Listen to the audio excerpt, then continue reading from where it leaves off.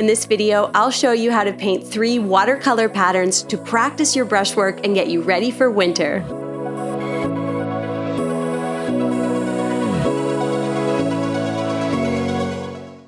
Hello friends, welcome back. My name is Shayda and today we're doing one of my favorite things. I feel like I say that every video, but this watercolor pattern painting exercise is a favorite of mine. It's a great way to relax and just enjoy painting. Now here's what I'm using. I have a little Strathmore watercolor sketchbook. It's got cold pressed 140-pound paper, really good for getting started with, nice little pages for small manageable projects. And then I have my Munyo 48-pan watercolor set. Just use whatever paints you have on hand though. You don't need anything special for this project. As for brushes, I am probably going to start with my number 8 round brush.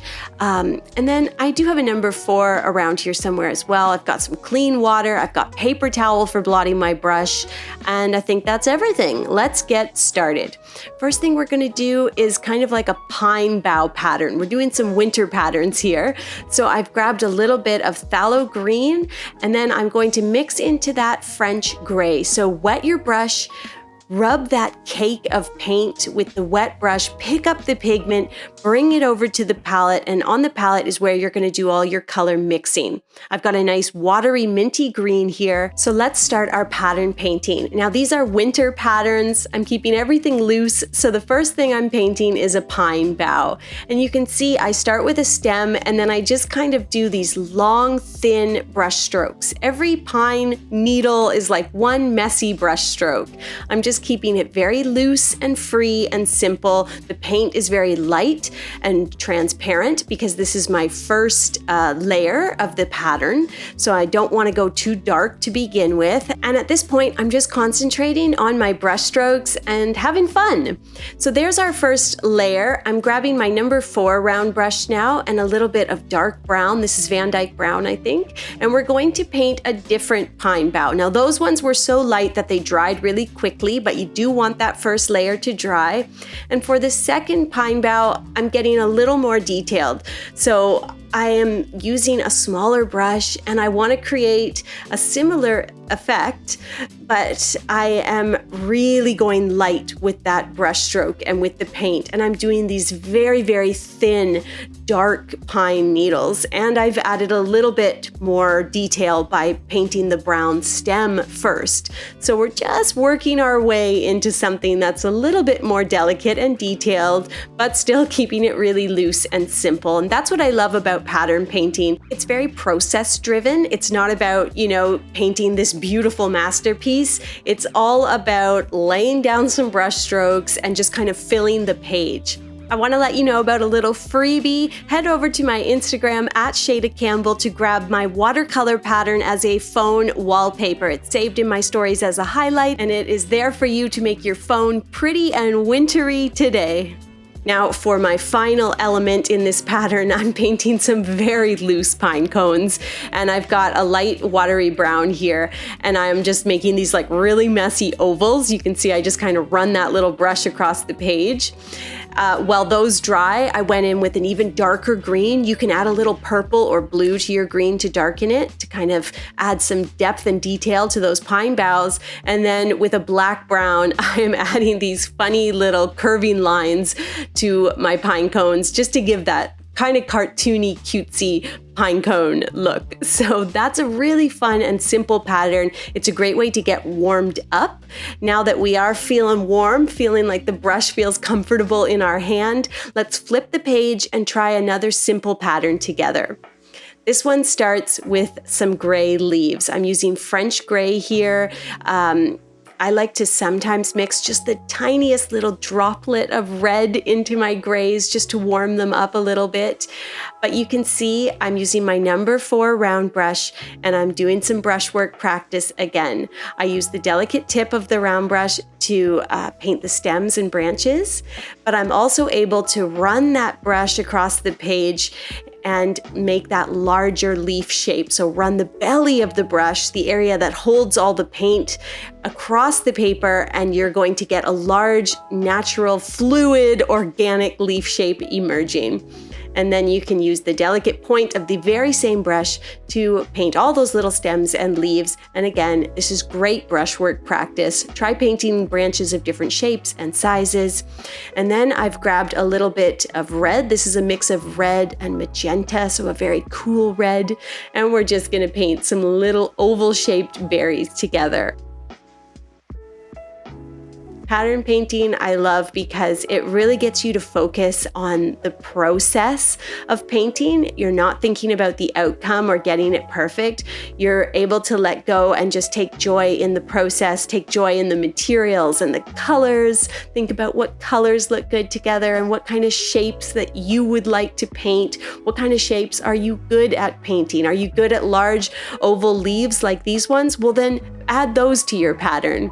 Are you good at delicate little lines and branches? Well, then you can join all these berries with some dark brown lines and dots and make them come to life, you know? Just think about your pattern as whatever you would enjoy painting and use colors that make you happy. That's what this is all about. It's all about practice. I'm taking my pattern to the next level by just adding a little bit of darker gray to those leaves. It just makes them kind of pop off the page, and then that one is all done. Okay, that was some wonderful warm up and practice. If you're ready, join me for a third pattern that's just a little more delicate and detailed. And I always like to start with simple and then work my way into something a little more challenging. So for this one, to stay with our winter patterns, we're going to paint some seeded eucalyptus. You see me using my number 4 round brush here to just paint these really little delicate seeds. And then I join them with the tiniest, most faintest little stems and branches. And these are fun to paint because you get to try painting all sorts of different shapes and sizes. So at the top of my eucalyptus, I do these tiny little oval shaped leaves. But as I add curving branches and stems going down, I also add larger leaves. So I might do a larger leaf with just 1 or 2 brush strokes. Use the belly of the brush to make the leaf, and then use the tip of the brush to refine the shape of that leaf, but don't overwork it. You know, once it's on the paper, you want to just maybe change the shape ever so slightly, and then you just want to leave it alone. You can see that large leaf on the right. The paint is settling so that it's quite dark and then it's quite light. And those are the wonderful happy accidents of watercolor that you can't achieve if you're constantly going back in and changing and reworking. So leave it alone once you've painted that leaf. And you're just going to keep adding more branches and more leaves. Keep them small at the top and let them get larger as you move down. And you can add little seed areas wherever you like. These are really fun to paint. Just take your time. And if you don't love the first one, you know what? Move on and paint another branch. This is, again, pattern painting is all about your practice. So grab a sketchbook that you like to practice in. This doesn't have to be like good work. This is practice work. This is just for fun. This is to relax. When you think about painting as a way to relax and almost meditate, have some me time, have some quiet, screen-free time, then that really takes the pressure off of having to achieve something or paint something quote unquote good, because this is just your time to take a moment for yourself.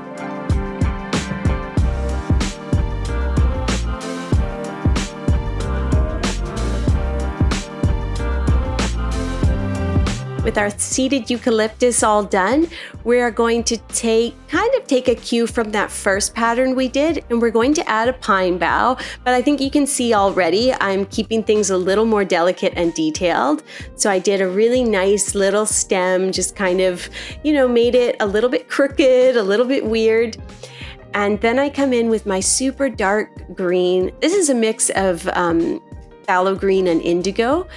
And we're doing these really fine lines. So each little pine needle is captured here. Keep in mind that how you paint your patterns is totally up to you. My recommendation is follow along with some of the ones that you see in this video, and then test yourself and experiment and play by developing your own patterns in colors and shapes that speak to you and your aesthetic.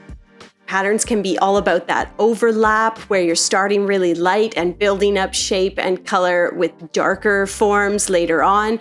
Or patterns can be all minimal where you're just placing a few little leaves here and there and leaving lots of negative space. The choice is yours. I'm having a lot of fun today with winter shapes. And for me, I know I'm going to be painting, Christmas cards and wreaths and all that good stuff in the months coming up. So this is a great way to kind of warm up to that and practice all my pine and eucalyptus and berries and all those wonderful winter plants.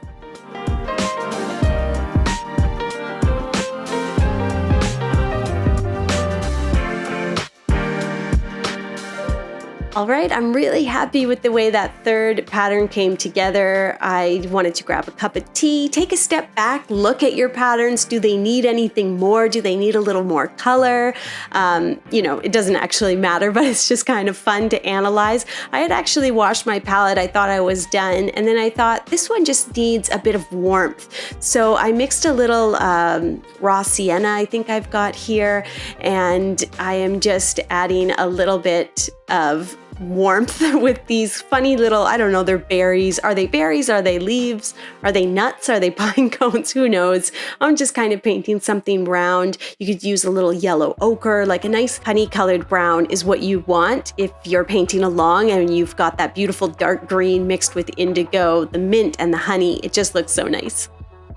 Yeah, finishing up my final pattern, having a little sip of tea, and this has been a lot of fun. This has been really good me time and just a way to let go, concentrate on the brushwork and practice and enjoy watercolor painting. All right, guys, thanks for watching today. I hope you enjoyed this. Please hit the subscribe button, help me get to 1 million, and help make these videos possible by simply subscribing to my channel.